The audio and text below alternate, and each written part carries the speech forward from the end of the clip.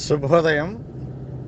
నేను మీ గిరిప్రసాద్ శర్మ, బ్రాహ్మణ సంక్షేమ భవన్, హైదరాబాద్.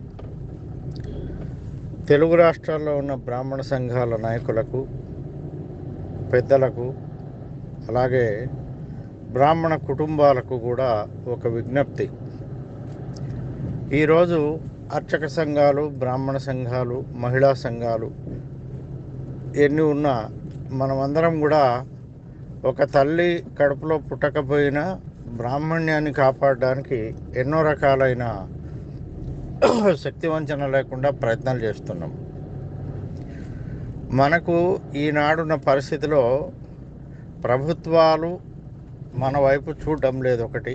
రెండవది, ఏదైనా సభ ఏర్పాటు చేసినప్పుడు ఒకే కుటుంబంలో అర్చకులు ఉంటారు, పురోహితులు ఉంటారు, అట్లనే ఉద్యోగస్తులు ఉంటారు, నిరుద్యోగులు ఉంటారు, అట్లనే ఇబ్బందులు పడేవాళ్ళు కూడా ఉంటారు. కాబట్టి ఏదైనా మన సభలు మనం సక్సెస్ చేసుకోవాలి.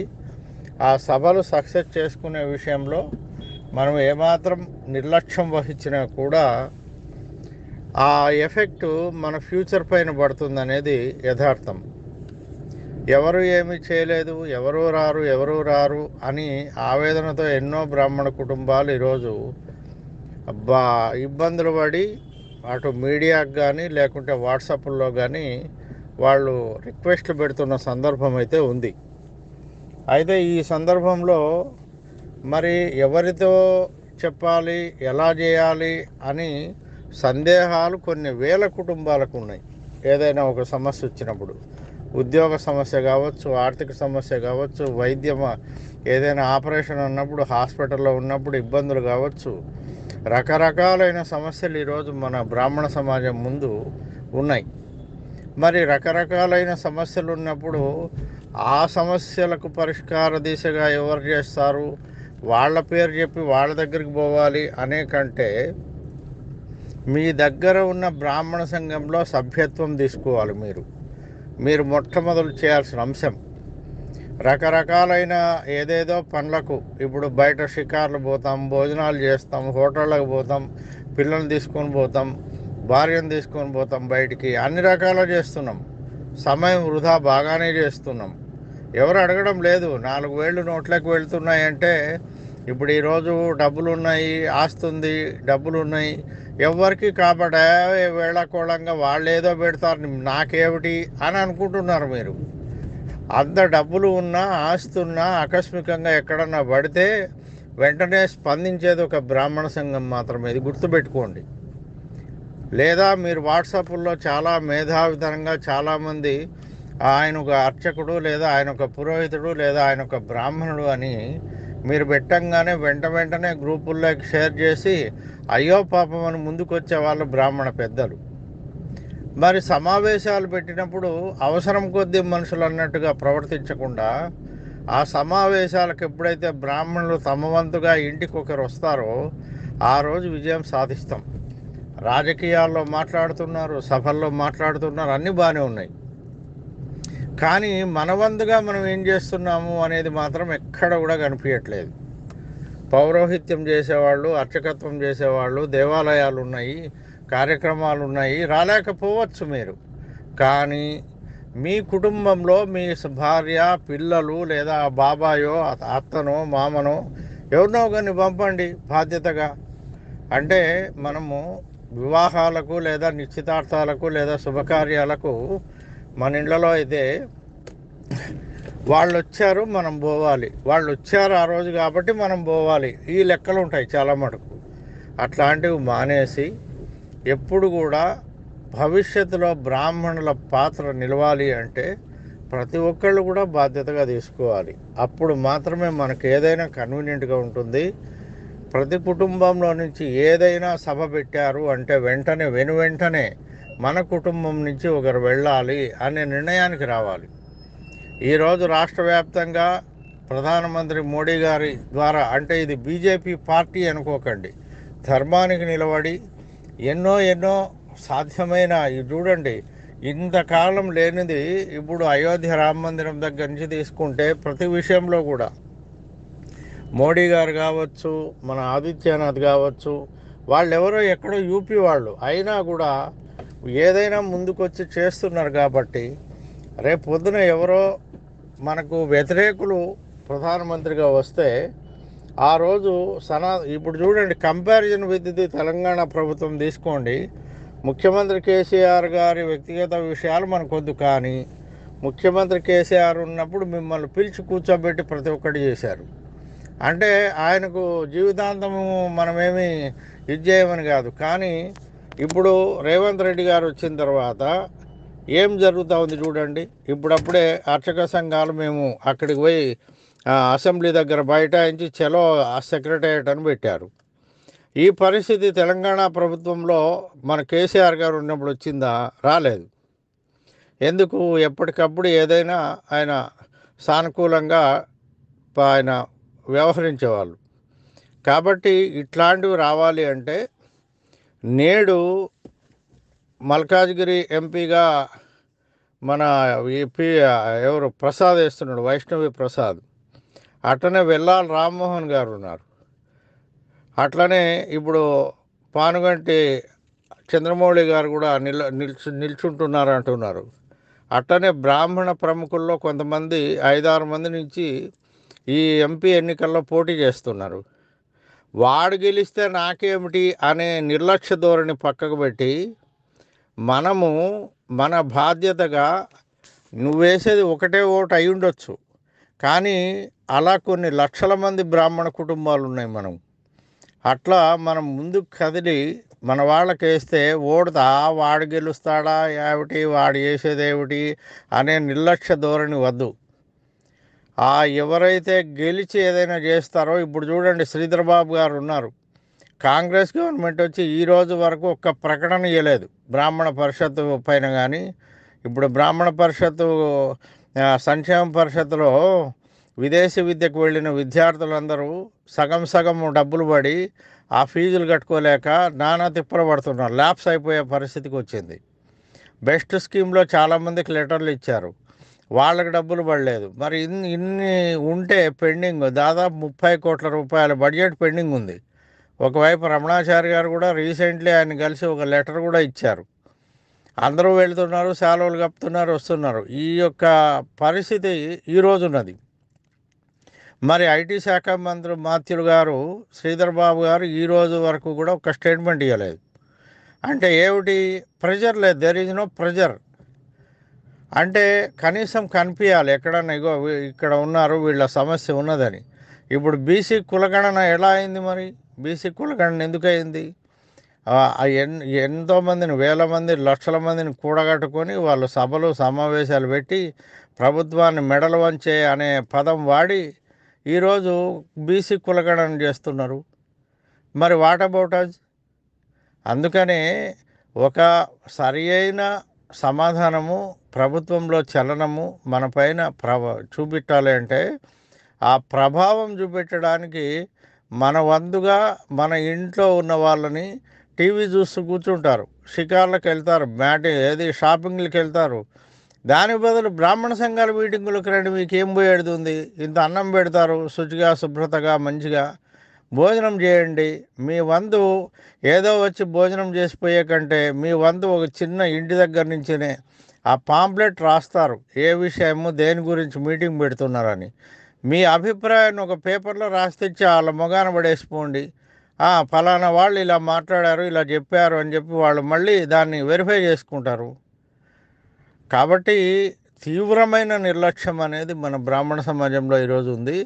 ఆ నిర్లక్ష్యం పోతే ఖచ్చితంగా విజయం మనదే. ఈరోజు ఈ పరిస్థితి ఎందుకు వచ్చింది? మనకు ఒకే కుటుంబంలో మనం అందరం ఉన్నాం, పురోహితులు ఉన్నాము, అర్చకులు ఉన్నాము, ఉద్యోగస్తులు ఉన్నారు, నిరుద్యోగులు ఉన్నారు, స్టూడెంట్లు ఉన్నారు, ఇబ్బందులు పడుతున్నారు, అనారోగ్యంతో ఉండేవాళ్ళు ఉన్నారు. మరి వీళ్ళ సమస్యలు పోవాలంటే ఏంటి?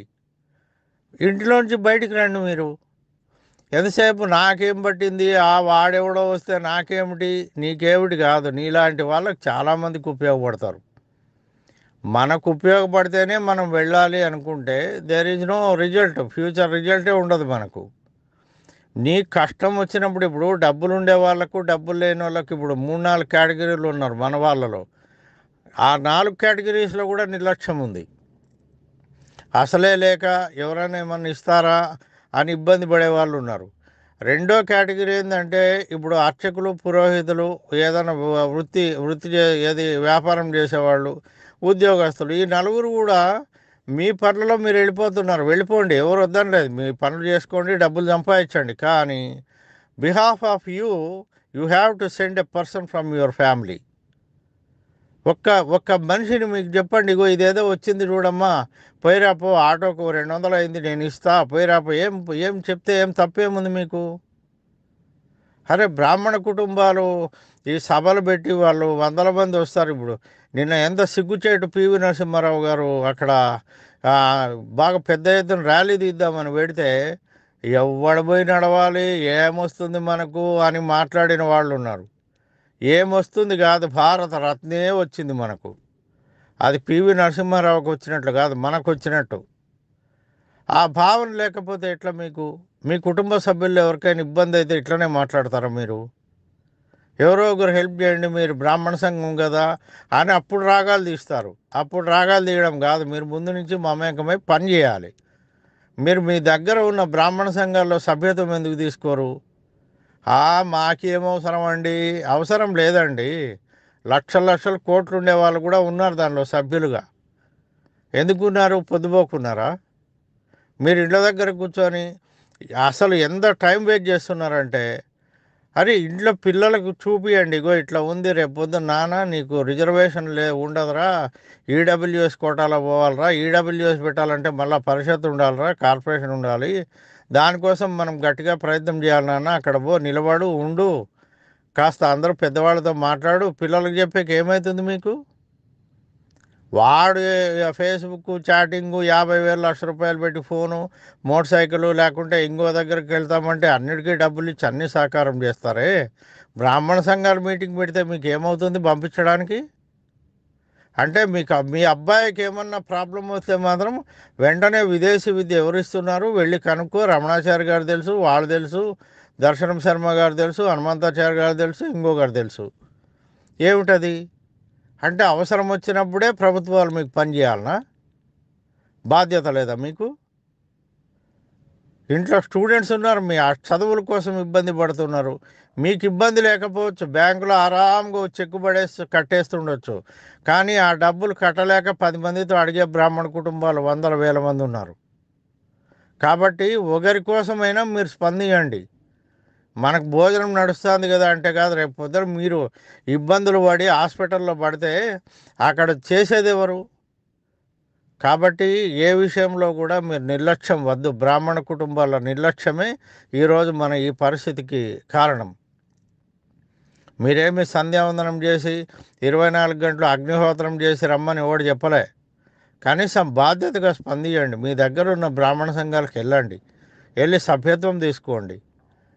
రెస్పాన్సిబిలిటీ లేకుండా రేపు పొద్దున ఏమవ్వాలి అసలు మన పరిస్థితి?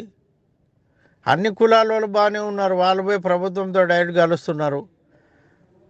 మనకు కాంగ్రెస్ గవర్నమెంట్ వచ్చినాక ఈ రోజు వరకు ఒక్కరు పోయి గట్టిగా నిలబడి రేవంత్ రెడ్డిని కలిసే పరిస్థితి లేదు. మళ్ళా మేధావులు, మళ్ళీ దీనిలో కూడా చాలా వెరైటీ మనుషులు ఉన్నారు. వాళ్ళ మేధావులు, వీళ్ళు మీడియము, వాడు పని చేస్తాడు, వీడొక శాఖ వాడొక శాఖ, ఈ తారతమ్యాలు ఉండబట్టి ఇది కూడా ఒక ప్రాబ్లం ఉంది. ఇదం బ్రాహ్మ్యం అని చాలా పెద్ద ఎత్తున పెద్ద పెద్ద మేధావులు ఉన్నారు దానిలో. మరి మీరు ఒక లెటర్ రాసి ఈరోజు వరకు ఏమన్నా రేవంత్ రెడ్డికి ఇచ్చారా, కలిశారా? మీరు ఫోన్ చేస్తే ముఖ్యమంత్రి మీ ఇంటికి వస్తారు కదా, ఆ స్టైల్లో మాట్లాడతారు కదా. మరి ప్రతి ఒక్కళ్ళది నిర్లక్ష్యం ఉంది, నాట్ ఓన్లీ ఆర్డినరీ పర్సన్. కాబట్టి ప్రతి ఒక్కళ్ళు మీరు నిర్లక్ష్యం వదిలేసి బ్రాహ్మణ అనేది నెత్తి మీద పెట్టుకోండి. లేదంటే బ్రాహ్మణ్యాన్ని వదిలేసి ఎక్కడన్నా వెళ్ళిపోండి, మాంసాలు తినుకుంటూ మద్యం దాక్కుంటూ. ఇది కరెక్ట్ కాదు. ప్రతి ఒక్కళ్ళు కూడా బ్రాహ్మణ్యం ఉన్నప్పుడు మేము బ్రాహ్మణం అని చెప్పుకునే వాళ్ళు ప్రతి ఒక్కళ్ళు ఏదైనా సమావేశం పెట్టినప్పుడు రావాలి, కూర్చోవాలి. ఏమవుతుందండి? ఏదో ఒక ఉపన్యాసం ఉందంటేనే, స్వామీజీ వచ్చినాడంటేనో అబ్బో ఎక్కడ లేని భక్తి వచ్చేసి అక్కడ పోయి గంటల తరబడి కూర్చుంటున్నారు. ఏం జరుగుతూ ఉంది? బ్రాహ్మణ్యానికి ఎక్కడ కావాలి మీ సపోర్ట్ అనేది ఆ మాటతో అర్థం చేసుకోలేరు మీరు. కాబట్టి ఇవన్నీ మీరు మానేసి ఏ బ్రాహ్మణ సంఘం మీటింగ్ పెట్టినా ఫస్ట్ మీరు వెళ్ళండి. అయ్యేది అవుతుందా కాదా, ఎవడికో లాభం వస్తుంది, వాడెవడికో కిరీటం వస్తుంది, రాజ్యం వస్తుంది అనుకోకండి. మీకోసం కష్టపడి అప్పులు చేసి ఆడ మీటింగులు పెడుతున్నారు. కాబట్టి కంపల్సరీ మీ మద్దతు అవసరం ఉంటుంది. మీరు వెళ్ళాలి, ప్రతి ఒక్కళ్ళు వెళ్ళాలి. మీరు వెళ్ళలేకపోతే మీ ఇంట్లో వాళ్ళని పంపించండి. ఓ 200 ఆటోలకు ఇవ్వండి, ఏం పోయేదేం లేదు. కనుక ఈ విషయంలో నెగ్లిజెన్సీ వద్దు. ఆ సంఘం పెట్టాం మేము పోము, ఈ సంఘం పెట్టాం మేము పోము, వాడలాగా ఏం మీరు జడ్జిలు అయిపోతున్నారా? ఏం జడ్జిలు అయిపోతున్నారు? కాబట్టి 2 తెలుగు రాష్ట్రాల్లో ఎవరు మీటింగ్ పెట్టినా, ఎవరు ఎక్కడ ఏ కార్యక్రమం చేసినా మీ పాత్ర, మీ కుటుంబ సభ్యుల పాత్ర తప్పనిసరిగా ఉండాలి. ఇది ఉంటేనే భవిష్యత్తు. లేకుంటే అందరిలాగానే మనం కూడా అందరిలో కలిసిపోయి హ్యాపీగా వెళ్ళిపోదాం. ఎందుకు? చావు కొని తెచ్చుకోవడం అంటే అదే అవుతుంది. కనుక నిర్లక్ష్యం వద్దు. బ్రాహ్మణ్యాన్ని బతికియాలనుకుంటే మీరు వెంటనే సభ్యత్వం తీసుకోండి. ఆ 1000, 2000, 300, 200 మీరు కట్టినంత మాత్రాన బ్రాహ్మణ సంఘం ఏమి పెద్ద బిల్డింగులు కట్టేసి ఎవడు కొట్టకపోడు. మన వాళ్ళని నిలబెట్టుకోవాలి. కాబట్టి సభ్యత్వం ఉన్నా లేకున్నా ఫస్ట్ మీరు వెళ్ళి కలవండి. మేము ఇక్కడే ఉంటామండి, బ్రాహ్మణ సంఘం అంట కదండి, ఏం విషయాలు ఏం చేస్తున్నారు, మేము కూడా మా సహకారం. 1 కిలో బియ్యం ఇవ్వండి. 1 కిలో, ఎక్కువ అక్కర్లే. ఆ కిలో ఎవరో ఒకరు తింటారు, మనలాగా 10 మంది. కాబట్టి ఎక్కడైనా మీ మీ ప్రాంతంలో ఉన్న బ్రాహ్మణ సంఘానికి మీరు వెళ్ళి స్వయం పాకం ఇస్తారా, లేకుంటే ఊరికే వెళ్ళి కలుస్తారా? ఏమీ ఇవ్వలేనప్పుడు అక్కడ పోయి వాళ్ళని ఆశీర్వదించరండి. అంతేగాని ఇంట్లో పడుకొని ఏమీ అవ్వలే ఏమవుతుంది? ఏమీ అవ్వదు.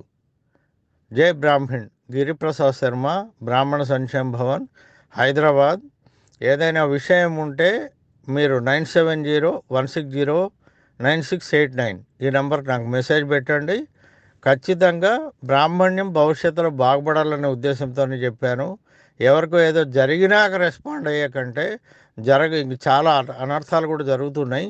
మీరు బాగుపడాలి అంటే అందరితో పాటు మీరు కూడా ముందుకు రండి.